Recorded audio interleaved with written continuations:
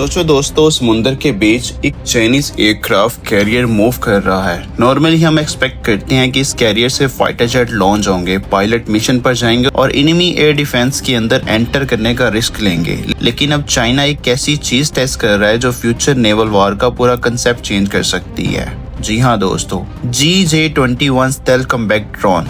ये सिर्फ एक नॉर्मल ड्रोन नहीं, ये वो टाइप का अनमैन्ड कॉम्बैट ड्रोन हो सकता है जो एयरक्राफ्ट कैरियर से लॉन्च हो, रेडार से बचकर एनिमी के डिफेंस के जोन के अंदर दाखिल होगा, सर्विलाइज करेगा, टारगेट आइडेंटिफाई करेगा, इलेक्ट्रॉनिक वॉरफेयर करेगा या जरूरत पर स्ट्राइक मिशन भी परफॉर्म करेगा।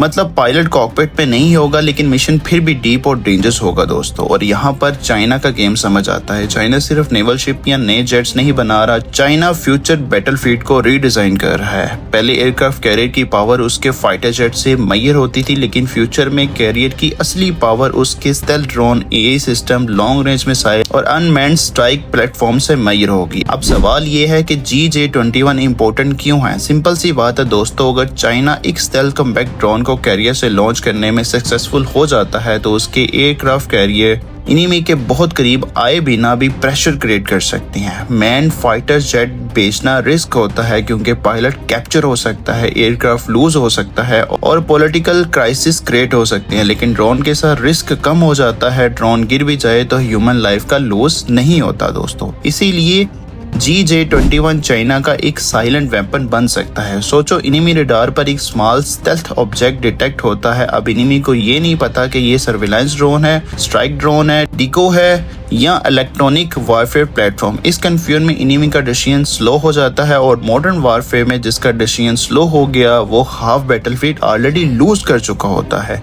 दोस्तों, GJ-21 का सबसे डेंजरस रोल ये हो सकता है कि ये एनिमी एयर डिफेंस को टेस्ट करे। पहले ड्रोन जाए, एनिमी रेडार रिस्पॉन्स चेक करे, मिसाइल बैटरीज की लोकेशन आइडेंटिफाई करे, कम्युनिकेशन सिस्टम डिस्टर्ब करे और फिर चाइनीज मैन जेट्स या मिसाइल के लिए पाथ ओपन करे। मतलब ड्रोन खुद भी वेपन है और दूसरे वेपन के लिए रास्ता भी बनाता है।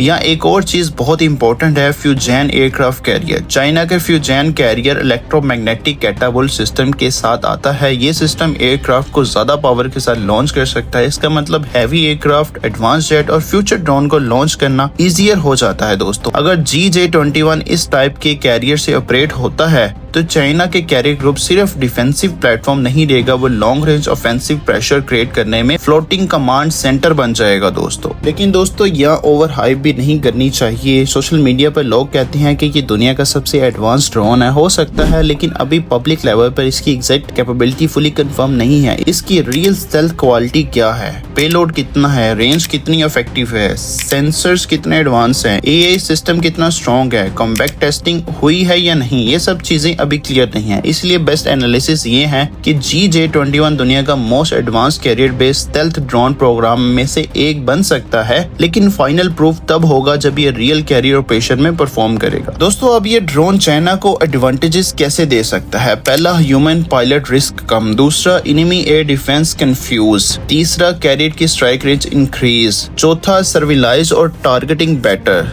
पांचवा, यूएस और अलायंस पर साइकोलॉजिकल प्रेशर। दोस्तों, GJ-21 सिर्फ चाइना का न्यू ड्रोन नहीं है, ये एक सिग्नल है कि फ्यूचर वॉर ह्यूमन पायलट से अनमैन्ड सिस्टम की तरफ शिफ्ट हो रही है। और अगर चाइना इस ड्रोन को सक्सेसफुल कैरियर बेस्ड प्लेटफॉर्म बना लेता है तो इंडो पैसिफिक में पावर बैलेंस सीरियसली चेंज हो सकता है। अब सवाल ये है, क्या GJ-21 वाकई चाइना का साइलेंट किलर बनेगा या ये अभी सिर्फ साइकोलॉजिक प्रेशर और प्रोपेगेंडा का हिस्सा है?